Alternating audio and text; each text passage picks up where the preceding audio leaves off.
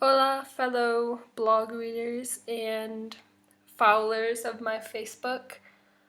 I haven't posted very recently for like 2 months, I think, since New Year's. That was my last update in Bolivia, and since then a lot has happened, and I'm not a big fan of writing, so I don't know. I thought a video would be better for me. So after New Year's, I didn't do anything until the 12th of January, and it was my Rotary tour from the 12th of January to the 22nd of January. It was 10 days, and probably the best 10 days on my exchange so far. So all the kids from Santa Cruz met me, and there was one girl from Cochabamba, and they all met me in Sucre, and that's where the tour started. I live in Sucre. And so they all came on the 12th. I don't remember what time. I think it was like during the day or something. And so I don't remember exactly where we went, but like in total in Sucre we went to the cemetery, which is one of the biggest, like best cemeteries in all of South America. One of them is not the best, but I don't know. And where else did we go? Crap. We went to, it's not really in Sucre, but it's like a smaller town called Tarabuco. And we went there for just a day. It's like a place where a lot of tourists go to get like, I don't know, like tourist stuff, I guess. So like I got this sweater. Oh shit. Yeah, I got this sweater. Hold on. And this backpack, which I'm in love with. It's made out of real leather from here, and it's like everything you buy in Tarabuco is handmade. What else? In Sucre, we also went to, it's like a Jurassic Park. It's like outside of Sucre, maybe like 10 minutes. And it's like dinosaur footprints. It's actually not that cool. I don't know, because like you can't really like go that close to the dinosaur footprints, and like basically all you get to see is like, I don't know, these big like fake dinosaurs that are like built. I don't know. So we went there, and I don't remember where else. Oh, like the La Recoleta. It's like I live like a block from it. It's just like a little spot where all the tourists go to I don't know, to look over the city. And there's a really cool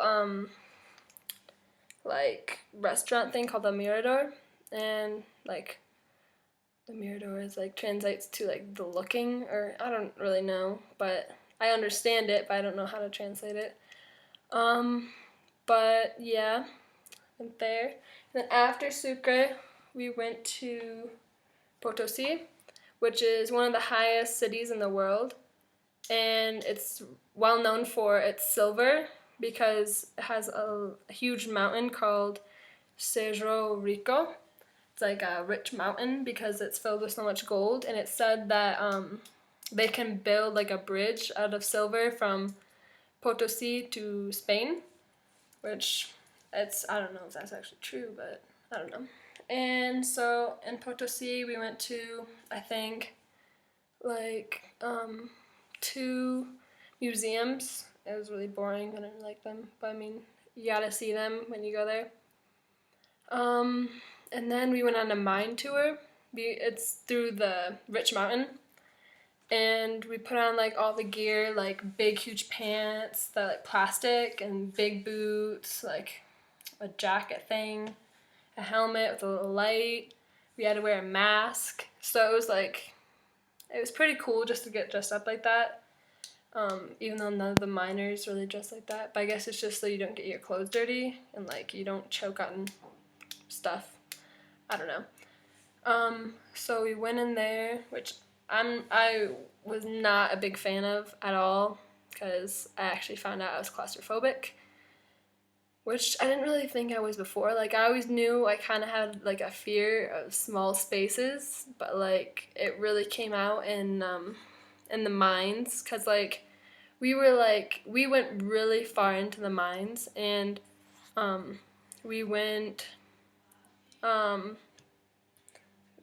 we went we went really far into the mines, and so we went into like there's this like a little hole where this like he is a 16-year-old who is working in the mines, and like all of his family works there, and so we went to like go talk to him, I guess, but there was like maybe 10 people, and like I'm not very good at guessing, like 10 people in a really really small space, and we were all like bunched up with our like gear because it was so big. And that's when I like started freaking out. I started crying. I was like, guys, I need to get out. And so I got out, and I started crying a lot, and then I couldn't breathe because I took off my mask, and then like all the dust and debris came into my throat, and I was like, so I was like hyperventilating, and it wasn't fun. And after that, I just wanted to get out, but we had like an hour left in there or something. So yeah. And then like inside the mine is like a little like statue thing that they built called El Tío, which is like it translates to the uncle, but it actually means the devil. So like all the miners for like good luck, and so like they like to give them good health and so they don't get hurt and stuff, they give things to the devil. Like they give them cocoa leaves, which are like very famous, especially in the higher altitude areas in Bolivia. It's just like little leaves that are what cocaine is made out of, but it's not like cocaine. You just like chew it or you put it in your tea. And it helps with hunger and like makes you more energized. It also helps with altitude, like so when you feel sick from the altitude. And so you give those to the TO. You give him like pure alcohol, like 100% alcohol. You like pour it on him, and then you put like a cigarette in his mouth. You can put like beer. I don't know. They just give him stuff. And so we did that, and then after that we basically just left out of the mine and it was done. Oh, and like we bought like a thing of soda and a bag of coca leaves for the workers inside. It's like 7 Bolivianos, which is like $1, and to help them because they work all day. Like I seriously don't understand how they can do that. So we did that and brought them to the workers, and like some of the boys also helped them like with shoveling the rocks and stuff. So I don't know, it was a really good experience, but I don't think I'd want to do it again. I don't know. Okay, have like a little list here. And next we went to Salar de Uyuni. It's the biggest salt flats in the world, and like it was absolutely gorgeous. Like right before we got there, like the night before, it rained, so it was like a mirror and everything's white, and I would like go there like every day if I could. It was amazing, and like we took a lot of cool pictures. We spent like the whole day there. Yeah, I don't know what else to say.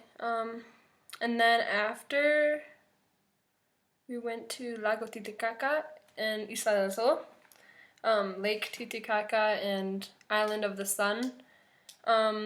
Lake Titicaca is like the highest navigational or something lake in the world, and it's like, I don't know, it's really really really beautiful. And like, so we went there, we went to Copacabana, which is like a city on the shore of Isla del Sol. And so we went there just to take a boat from there to the island.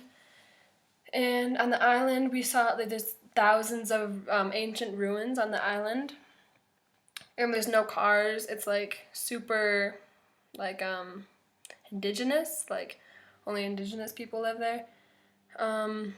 And so we saw some like rock ruins and stuff, and then we had to walk from one side of the mountain to the other side of the mountain, and which kind of sucked because like high altitude, and we were all like tired. We were like tired the whole trip because we all stayed up really late, and then we had to wake up early. So yeah, and so yeah, I actually got lost on the way to the other side. Like I was with Hunter, like an exchange student from New York, and somehow we got off trail and we were by ourselves for maybe like 30 minutes. And yeah, then we met with another group of us, which was like maybe 5 other people.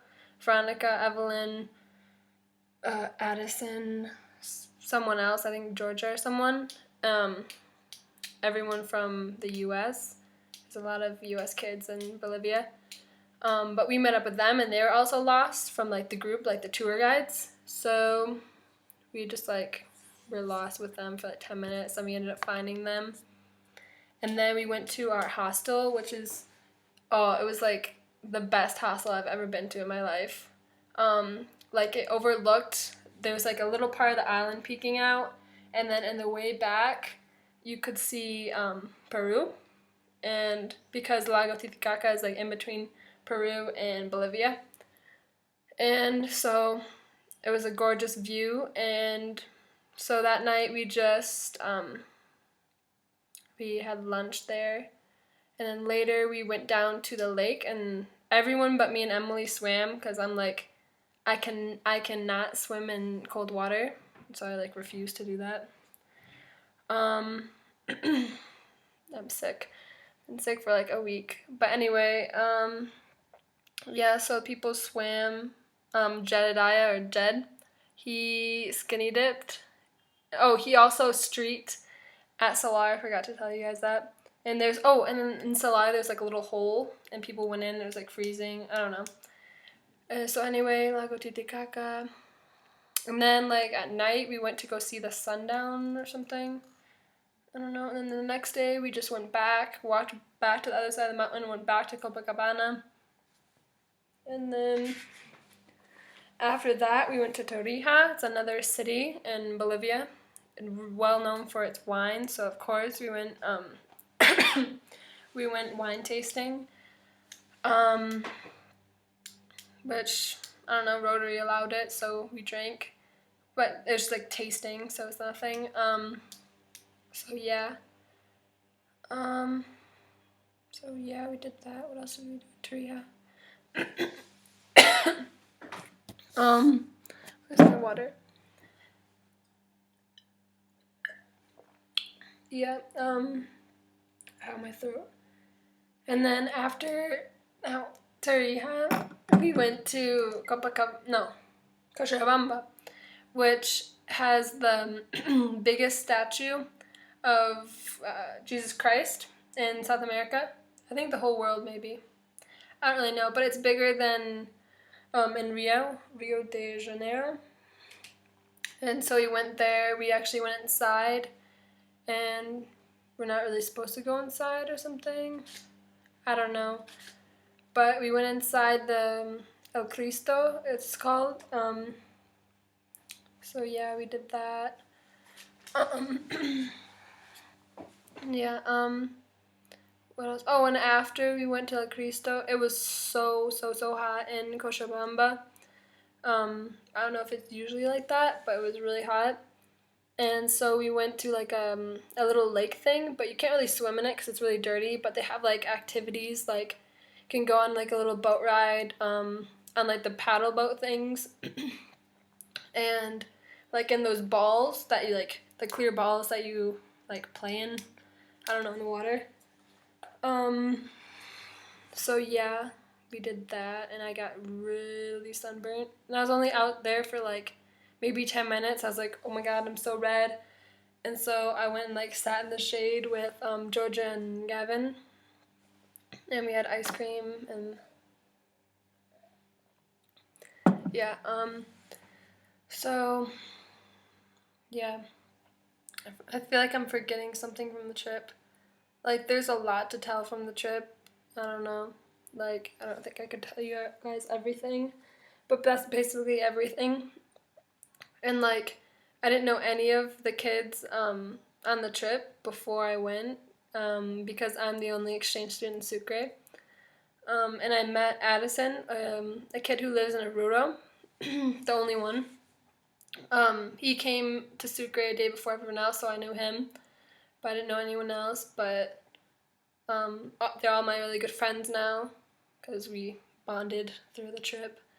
Um, and yeah, um, yeah, I don't know what to say. Like, yeah. So that's like about my whole trip, and I'll be making another video like after this one because I don't want to put it all together, but about what else happened in end of January, beginning of February.